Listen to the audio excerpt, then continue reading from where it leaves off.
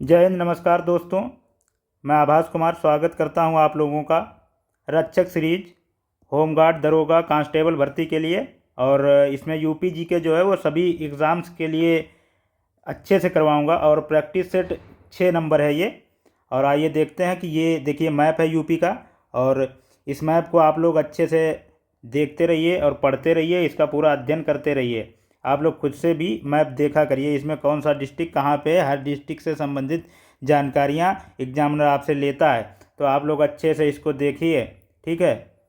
अब पहला नंबर देखते हैं, क्वेश्चन कौन सा है कि उत्तर प्रदेश में एक जिला एक उत्पाद ओडीओपी योजना कब शुरू की गई। मैं 3-4 दिन से क्वेश्चन करवा रहा था ओडीओपी से संबंधित, तो अभी तक मैंने ये क्वेश्चन नहीं करवाया था कि ओडीओपी योजना जो है वो उत्तर प्रदेश सरकार ने कब शुरू की है। तो आइए देखते हैं, ये जो ओडीओपी शुरू की है वो 24 जनवरी 2018 को की है। तो 24 जनवरी जो है ये उत्तर प्रदेश से संबंधित डेट है। ये आप लोगों को मैंने बताया था कि ये जो 24 जनवरी है उसको यूपी दिवस मनाया जाता है 24 जनवरी को, ठीक है। तो उसी 24 जनवरी के उपलक्ष्य में 2018 को उत्तर प्रदेश सरकार ने इस योजना का शुभारंभ किया था। और जो इसका उद्देश्य जो है वो स्थानीय स्थानीय उद्योगों को अंतर्राष्ट्रीय पहचान दिलाना। तो इसका जो उद्देश्य है वो स्थानीय जो उद्योग हैं उनको अंतर्राष्ट्रीय पहचान दिलाना है। और ये जो सरकार है, उत्तर प्रदेश सरकार जो है वो इन उद्योगों के लिए आपको आर्थिक मदद और आर्थिक मदद के अलावा ट्रेनिंग और मार्केटिंग। आर्थिक मदद का मतलब यहाँ पे ये है कि आपको इसके लिए मुआवजा नहीं, जो बोलते हैं कि मदद के रूप में अगर आप लोग इसके लिए लोन लेंगे तो आप लोगों को मिलेगा। और ट्रेनिंग भी इसके लिए दी जाती है। और मार्केटिंग का मतलब है कि आप लोग अपना प्रोडक्ट बनाइए, उसको यूपी सरकार फ्लिपकार्ट, अमेजान ऐसे ये जो प्लेटफार्म हैं इन पे बेचने के लिए आपको सुविधा दिलाती है, ठीक है। और इसमें जो हरदोई का हो जाएगा, हरदोई का ओडीओपी हरदोई का जो हो जाएगा वो हैंडलूम हो जाएगा। हैंडलूम मतलब कि हथकरघा। कन्नौज का जो बताया था मैंने इत्र हो जाएगा। और बनारस की साड़ी हो जाएगी, ठीक है। अलीगढ़ का ताला हो जाएगा। ऐसे भी आगे आप लोगों को बताते हुए चलूँगा। शेखा झील उत्तर प्रदेश के किस जिले में स्थित एक नया पक्षी विहार है। तो शेखा झील जो है वो अलीगढ़ में स्थित जो नया एक पक्षी विहार है। और ये शेखा जो है शेखा गांव, ये शेखा गांव पड़ता है, ठीक है। वहीं है जो कि शहर से वही 17-18 किलोमीटर दूर है, ठीक है। यहाँ की 17 ही किलोमीटर मिलता है। और इसमें जो पक्षी हैं वो पक्षी हिमालय और साइबेरिया से आते हैं। और देखिए दोस्तों, अगर आप लोग भी प्रकृति प्रेमी हैं या फिर पक्षी प्रेमी हैं तो आप लोग यहाँ पे जाइए। और बहुत ही अच्छा दृश्य होता है यहाँ पे। और आप लोग अगर फोटोग्राफी करते हैं तो यहाँ पे जाइए। बहुत ही अच्छे अच्छे दुर्लभ पक्षियों के जो चित्र हैं लेने को आपको मिलेंगे। और आप लोग यहाँ पे घूमने जाइए और टाइम स्पेंड करिए। बाकी देखते हैं आगे कि देखिए इसका जो संरक्षण है वो ताज़े पानी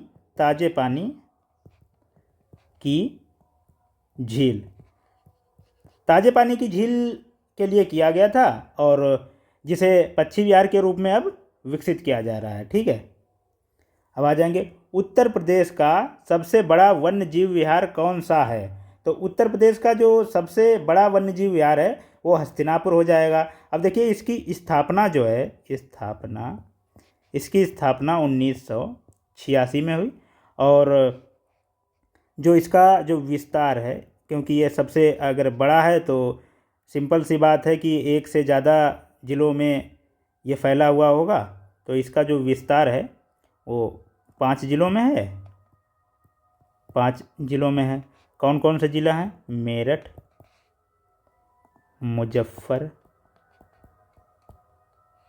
मुजफ्फरनगर, बिजनौर। भैया ये बिजनौर ये लखनऊ वाला नहीं है, ठीक है। हापुड़, अमरोहा, ठीक है सर। अच्छा, इसमें जानवर कौन कौन से हैं? जानवर इसमें कौन कौन से हैं? तो इसमें दलदली हिरण, नीलगाय जिनको हम लोग लीलगाह बोलते हैं अपने यहाँ, और तेंदुआ, गंगा डॉल्फिन,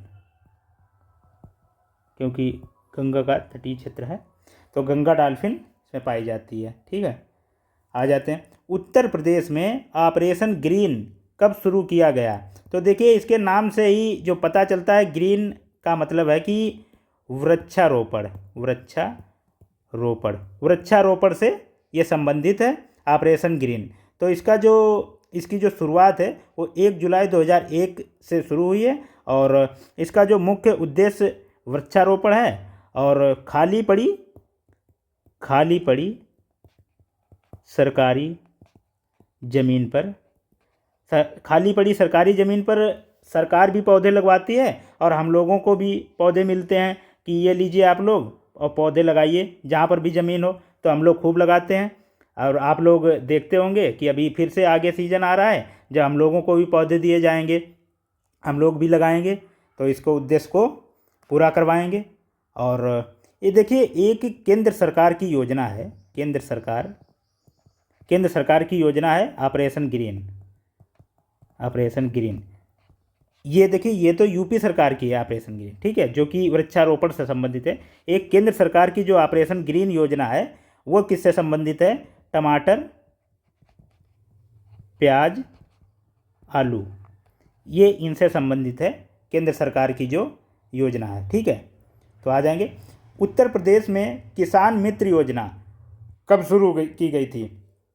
तो किसान मित्र योजना जो उत्तर प्रदेश की है वो 18 जून 2001 को शुरू की गई थी। अच्छा, इसका लक्ष्य क्या था? तो इसका जो लक्ष्य हो जाएगा वो किसानों को खेती से जुड़ी सरकारी योजनाओं की जानकारी देना। अब इससे संबंधित जो जानकारी होती है जैसे खाद है, बीज है, कौन सी दवाई कब डालनी है, कब क्या करना, किसको कैसे यूज करना है, इसके बारे में बताने का जो था वो उससे संबंधित ये है किसान मित्र योजना। तो किसान मित्र जो हैं, ये देखिए इसमें पहला ऑप्शन लगा लीजिए। किसान मित्र जो हैं वो कैसे बनते थे या फिर कैसे उनका चयन होता था, कैसे उनको चयनित किया जाता था? तो किसान मित्र की जो योग्यता तो वो या तो फिर बीएससी एग्रीकल्चर से हों और या फिर इंटर एग्रीकल्चर से हों, ठीक है। तो ये जो उनकी योग्यता थी और इसी से ही वो किसान मित्र बनते थे और उनको अच्छी जानकारी होती थी। तो किसान लोग उनसे ही पूछते हैं कि कैसे क्या, कौन सी दवाई डाली जाए, कब क्या बोया जाए, तो इससे संबंधित है, ठीक है। उत्तर प्रदेश में देश के प्रथम पुलिस संग्रहालय की स्थापना कहाँ की गई? तो पुलिस संग्रहालय की जो स्थापना है वो गाजियाबाद में की गई। अच्छा, गाजियाबाद में जो सीबीआई अकादमी का परिसर है, सीबीआई अकादमी का जो परिसर है उसमें इसकी स्थापना की गई है। तो देखिए ये तो उत्तर प्रदेश का पुलिस संग्रहालय है। और आप लोगों ने पहले सुना होगा कि एक देश का भी पुलिस संग्रहालय है जो कि राष्ट्रीय है। तो राष्ट्रीय पुलिस संग्रहालय व स्मारक, ये दिल्ली में है, ये आप लोगों ने सुना होगा। कि ये दिल्ली में स्थित है। हम लोग आजकल शॉर्ट्स वीडियो भी देखते हैं जिसमें ये दिल्ली वाला जो संग्रहालय है ये लोग दिखाया करते हैं। अच्छा, तो ये संग्रहालय का मतलब है कि यहाँ पे प्राचीन काल से और अब तक जो भी पुलिस के हथियार या फिर वर्दी, जैसे कि किस जो पद की कौन सी वर्दी है, कौन क्या पहनता है, कैसा क्या लगाया जाता है, कौन से हथियार होते हैं, उससे संबंधित जो चीज़ें हैं वो यहाँ पे मिलेंगी। ये देखिए, जैसे ये सभी पिस्टल वगैरह हैं और ये गन हैं जितनी भी, और यही सब यहाँ पे मिलता है। उत्तर प्रदेश विधानसभा के प्रथम अध्यक्ष कौन थे? उत्तर प्रदेश जो विधानसभा के प्रथम अध्यक्ष थे वो पुरुषोत्तम दास टंडन जी थे। और ये कब से कब तक थे? 31 जुलाई 1937 से 10 अगस्त 1950 तक। और इसमें एक ऑप्शन ये हो जाएगा मदन मोहन मालवीय जी का। तो BHU जो है बनारस वाला, तो इसकी स्थापना में इनका सबसे बड़ा योगदान रहा है। और इसकी स्थापना कब? तो 1916 में। ठीक है। और एक ये ऑप्शन आ जाता है आत्मा राम गोविंद खेर। तो ये सबसे लंबे समय तक अध्यक्ष रहे। ये सबसे लंबे समय तक अध्यक्ष रहे। अब आ जाएंगे कि उत्तर प्रदेश के किस क्षेत्र में सोना प्राप्त होता है? तो ये देखिए, वाह, इन नदियों में पाया जाता है सोना। क्या किया जाए मित्रों? चला जाए सोना निकालने। बाकी देखिए, हम लोग निकाल नहीं पाएंगे क्योंकि इतना ही आसान होता तो अब तक हम लोग चल लिए होते वहाँ पे। तो ये कहाँ मिलेगा? शारदा रामगंगा नदियों के रेत से। ठीक है, शारदा रामगंगा नदियों के रेत से ये मिलेगा। और अच्छा, ये पाया कैसे जाता है? तो छोटे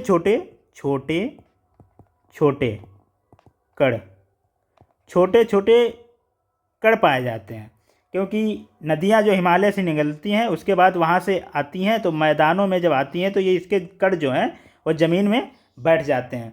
तो अच्छा, ये केवल यहीं से शारदा रामगंगा नदियों से ही नहीं मिलती, और ये सोनभद्र व ललितपुर से भी मिलने के प्रमाण मिले हैं। अब पता नहीं मिलेगा नहीं मिलेगा, वो अपना अलग की बात है। उत्तर प्रदेश में कल्प योजना किससे संबंधित है? कल्प योजना, कायाकल्प योजना। तो ये कल्प योजना जो है वो किससे संबंधित है? ये प्राथमिक शिक्षा से संबंधित है। इसका उद्देश्य जो है वो प्राथमिक जो विद्यालय हैं उनमें शिक्षा सुधार व संस्कार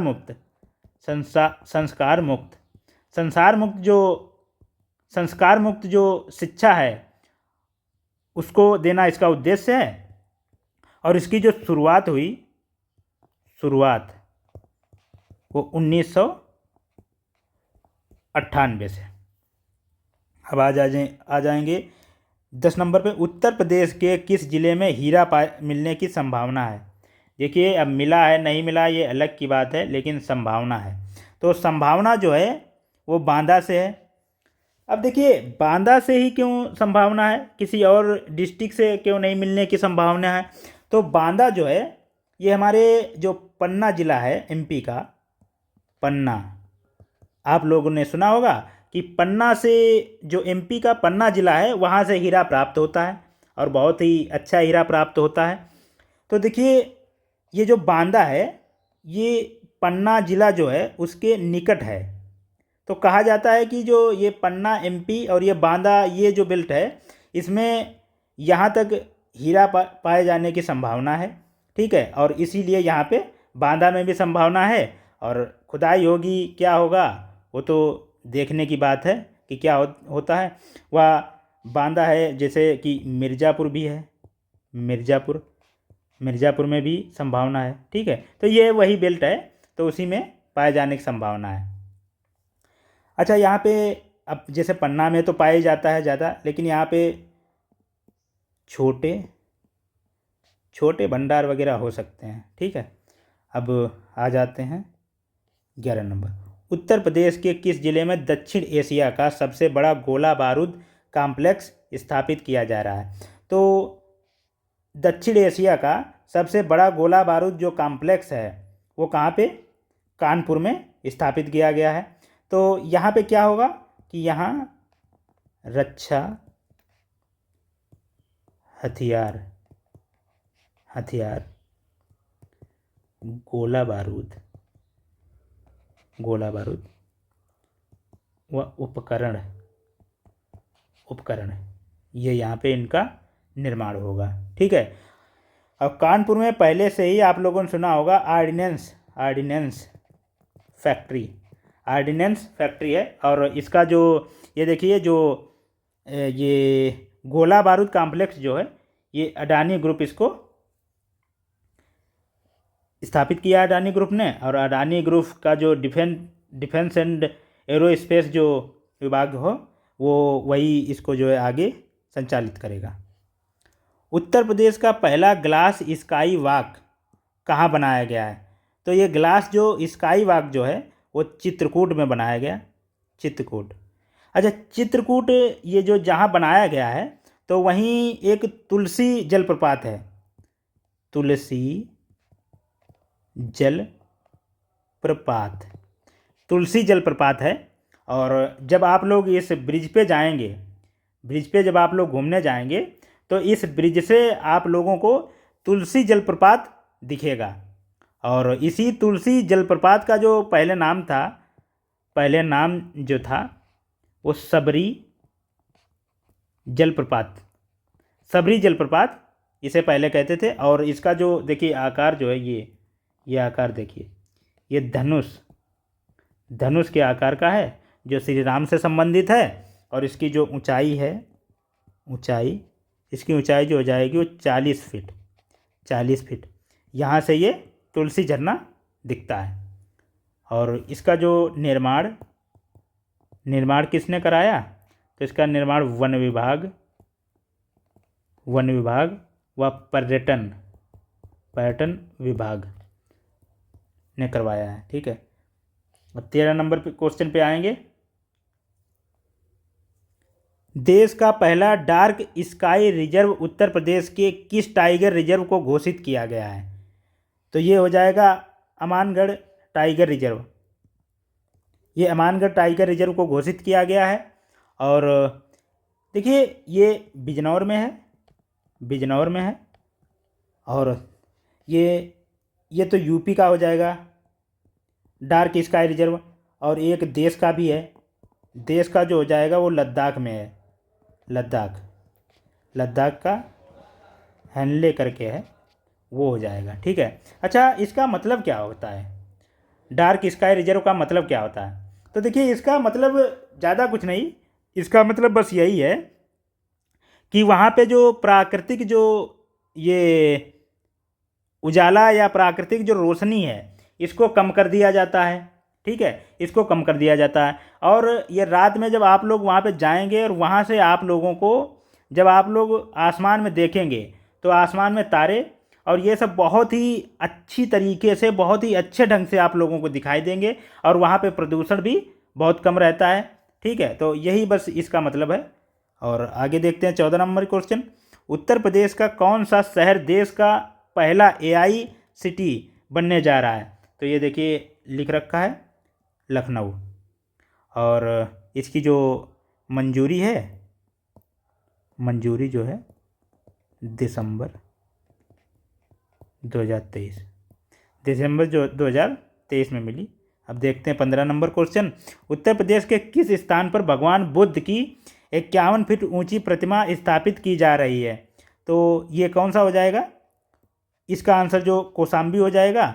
और ये जो भगवान बुद्ध की जो प्रतिमा है, ये जो लिखा हुआ है CM योगी की सौगात, योगी जी ने भगवान बुद्ध की प्रतिमा स्थापित की यहाँ पे। और ये जो प्रतिमा है, वो जो प्रतिमा स्थापित होगी वहाँ पे, उसका जो वजन होगा, वजन 52 टन होगा। और प्रतिमा जो है, प्रतिमा कांस्य की होगी। ठीक है। अच्छा, यहाँ पे क्यों स्थापित किया गया इसको, या स्थापित क्यों किया जाएगा इसको?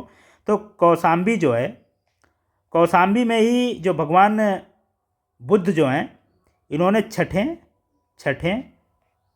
से नवें वर्ष का जो चौमास है, चौमास मतलब कि बारिश का जो महीना है, वो यहीं व्यतीत किया था। ठीक है, यहीं व्यतीत किया, इसलिए यहाँ पे स्थापित की जा रही है। आइए देखते हैं 16 नंबर क्वेश्चन। उत्तर प्रदेश में नारी शक्ति वंदन सम्मेलन का आयोजन सबसे पहले कहाँ किया गया? तो देखिए, सबसे पहले इसमें क्या है, इसमें थोड़ा कन्फ्यूजन बन जाता है। कन्फ्यूजन क्या बन जाता है? सबसे पहले, अब ये इनकी अगर ये ऑप्शंस की को देख के चलें तो वाराणसी हो जाएगा, क्योंकि जो पीएम जी ने मतलब पीएम की मोदी जी ने जो कार्यक्रम किया था, नारी शक्ति वंदन जो सम्मेलन किया था, वो यहाँ पे किया था। कब? सितंबर 2023, सितंबर जो 2023 में। जबकि योगी जी ने अमरोहा में किया था। जब यूपी सरकार का आता है तो उसमें योगी जी ने जो इसमें प्राथमिकता जो दी जाती है, वो योगी जी को दी जाती है। लेकिन जो परीक्षाओं में आता है, तो परीक्षाओं में वो सिर्फ इसी स्थिति में आता है कि वाराणसी अगर दिया हुआ है तो आप लोग वाराणसी लगाइएगा। ठीक है। उत्तर प्रदेश के किस जिले में देश का पहला तैरता हुआ सीएनजी स्टेशन बनाया गया है? तो सीएनजी स्टेशन जो बनाया गया है वो वाराणसी में बनाया गया, मतलब कि बनारस में बनाया गया। तो स्थान जो है, स्थान नमो घाट। आप लोगों ने फोटो देखी होगी नमो घाट की। ठीक है। और जो इसका निर्माण है,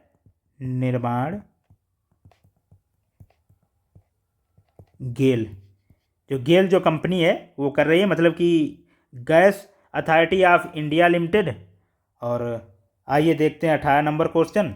उत्तर प्रदेश में सौर ऊर्जा संचालित पहली नाव किस नदी में शुरू की गई थी? तो सौर ऊर्जा संचालित जो पहली नाव थी वो किस नदी में? सरयू नदी में शुरू की गई थी। सरयू नदी कहाँ? अयोध्या में। सरयू नदी अयोध्या में। और ये देखिए नाव है, इसकी जो यात्री क्षमता जो है वो 30 हो जाएगी। और इसकी जो ये छत है, ये पूरी तरीके से सोलर पैनल से बनाई गई है। और ये ऐसा क्यों किया जा रहा है? क्योंकि नदियों को प्रदूषण मुक्त किया जा रहा है, तो इसको ध्यान में रखते हुए ये नाव चलाई गई है। बड़ा ही अच्छा प्रयास है मेरे हिसाब से। और आइए देखते हैं 19 नंबर क्वेश्चन। महाकुंभ 2025 उत्तर प्रदेश के किस शहर में आयोजित किया जा रहा है? तो किया जा रहा है, क्या हो गया है, मतलब कि किस शहर में आयोजित, यहाँ पे कर लीजिए हुआ है या हुआ था। ठीक है। अब ये कहाँ हो जाएगा? आप लोगों ने देखा होगा, प्रयागराज में। और यही जो महाकुंभ था ये 12 वर्ष में। अब यहाँ पे देख लेते हैं महाकुंभ 12 वर्ष में। अर्ध कुंभ जो लगता है वो 6 वर्ष में लगता है। ठीक है। अब आ जाएंगे 20 नंबर क्वेश्चन पे। उत्तर प्रदेश के किस जिले के हनुमानगढ़ी लड्डू को हाल ही में जीआई टैग प्रदान किया गया? जीआई टैग का मतलब है कि इंटरनेशनल पहचान मिल गई इसको। अब ये जो अयोध्या का है हनुमानगढ़ी, अब ये देखिए हनुमानगढ़ी मंदिर का जो दृश्य है, वहाँ पे लेटे हुए हनुमान हैं। और हनुमान वहीं के जो बेसन का है लड्डू। और इसको जो जीआई टैग जो मिला है, कब मिला है? 8 जनवरी 2024 24। और इसका जो जीआई नंबर है, जीआई नंबर भी मिलता है इसमें। जीआई टैग का मतलब अब इस नाम से कोई भी नकली लड्डू या कोई भी इस तरीके का लड्डू नहीं बेच पाएगा। ठीक है, अब आ जाएंगे। अब क्लास पूरी हुई। आप लोगों को धन्यवाद, आप लोगों ने पूरी क्लास की होगी। और अगर आप लोगों को क्लास अच्छी लगी है तो आप लोग लाइक करिए, वीडियो को शेयर करिए और हमें कमेंट में बताइए कि क्लास कैसी लगी। सर का भी एक क्लास चल रहा है मैथ्स का, वो आप लोग देखिए। और थैंक्स आप सभी को। ठीक है, क्लास यहीं ख़त्म करते हैं। नमस्कार, जय हिंद।